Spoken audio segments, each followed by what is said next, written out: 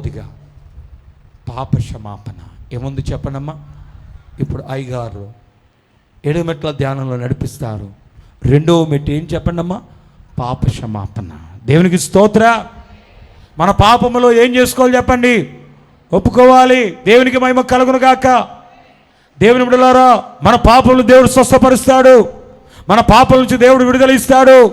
ఆయన గొప్ప కార్యాలు చేస్తాడు. నీవే ఏ పాపము చేసినా దేవుని సముఖమనందు ఏం చేసుకోవాలి చెప్పండి? ఒప్పుకోవాలి.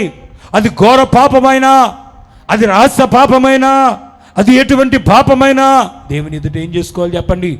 ఒప్పుకోవాలి. దేవునికి స్తోత్ర. దేవునికి మహిమ కలుగును గాక. దేవునికి ఏది మరుగై ఉండనేరదు.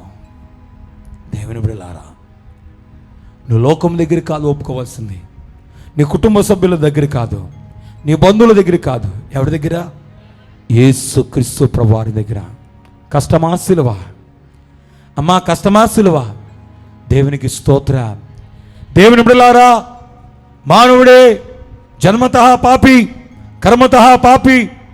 మానవుడే తలంపులో ఎన్నో తలంపులు ఆలోచిస్తున్నాడు. పాపపు తలంపులు, వ్యభిచార సంబంధమైన తలంపులు, భయంకరమైన తలంపులు. ఈ యొక్క మానవునికి నిమిషంలో భయంకరమైన తలంపులు కలుగుతున్నాయి. ఇవన్నీ ఎవరి దగ్గర ఒప్పుకోవాలి చెప్పండి? దేవుడి దగ్గర ఒప్పుకోవాలి. దేవదాసాయి గారు ఒక పరిచయం ఇచ్చారు. నాకంటే పెద్ద బాలును అన్నలుగాను, చిన్న బాలును తమ్ముడుగాను, బాలికలను అక్కలుగాను, చిన్నలను చెల్లులుగాను, తల్లి సమానులను తల్లులుగాను, తండ్రి సమానులను, ఎవరిని చెప్పండి? పెద్దలైన పురుషులను తండ్రులుగాను నేను భావించి ముందుకు వెళుతున్నాను. చెప్పకూడదు గట్టిగా. దేవునికి స్తోత్ర. దేవునికి మహిమ కలుగునుగాక. అది ఏ పాపమైనా దేవుని ఎదుట ఒప్పుకొనండి. అమ్మా, నీ పాపములు క్షమించబడితే నీ వ్యాధి తగ్గిపోతుంది. నీకును దేవునికి పాపం అనే గోడ ఎలా ఉంది చెప్పండి? అడ్డుగా ఉంది. ఆయన హస్తములు కొరచ కాలేదు, ఆయన చెవులు ఏమవలేదు చెప్పండి? మందము కాలేదు. కానీ నీకు దేవునికి మధ్యలో పాపం అనే గోడ ఉంది. హల్లెలూయా. పాపం అనే గోడ కనబడుతుంది.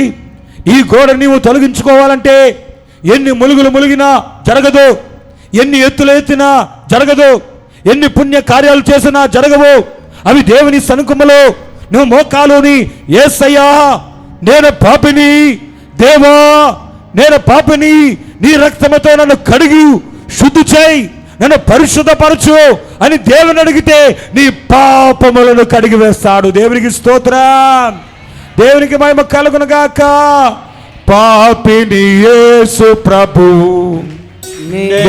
పాపిని యేసు ప్రభు, పాపిని యేసు ప్రభు, నీ రక్తపు ధారలచి నన్ను కడుగుము యేసు ప్రభు.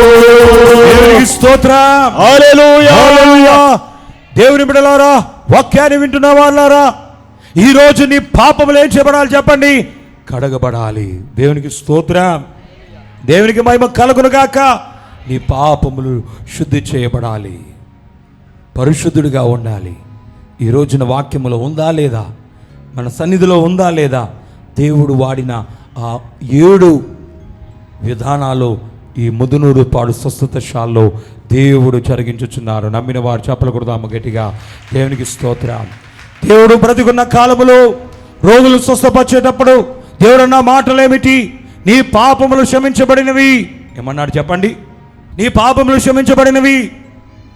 అయ్యా నీ పాపములు తగ్గిపోయినవి, నీ పాపములు క్షమించబడినవి. దేవునికి స్తోత్ర.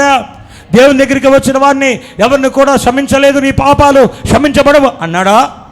ఎంత ఘోర పాపినైనా దేవుడు క్షమించాడు. నమ్మిన వారు చెప్పకూడదు గట్టిగా. దేవునికి స్తోత్ర. దేవా ఇదిగో తండ్రి, జానయ్య గారికి చెప్పించి నీవు ఇక్కడ ప్రారంభింపచేసి నీ స్వస్థతశాలను బట్టి నీకు వందనాలు. ఈ ముదునూరు పాడు స్వస్థతశాలను బట్టి నీకు స్తోత్రములు.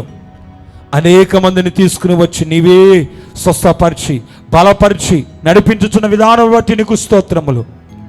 7, 14, 21 వారములు చేసిన ప్రతి ఒక్క బిడ్డను బట్టి స్వస్థపరచండి. ప్రతి బలహీనత నుంచి విడుదల దయచేయండి, అనారోగ్యం నుంచి విడుదల దయచేయండి. సంపూర్ణ స్వస్థత, ఆరోగ్యము, ఆశీర్వాదము నీ బిడ్డలకు ఇచ్చి నీవే బలపరచమని. అదే శ్రమైనా, అదే శోధనైనా, అదే ఇరుకైనా, అదే ఇబ్బంది అయినా నీవే ఫలపరిచి నడిపించమని, నూరంతలుగా ఫలింపచేయమని, ఆశ్చర్య దివ్య కార్యాలు మెండుగా జరిగించమని యేసుక్రీస్తు పరిశుద్ధ పుణ్యనామమున మిక్కిలి వినయముతో బతిమిలాడి వేడుకుంటున్నాం పరమ తండ్రి. ఆమేన్. మరణాతా.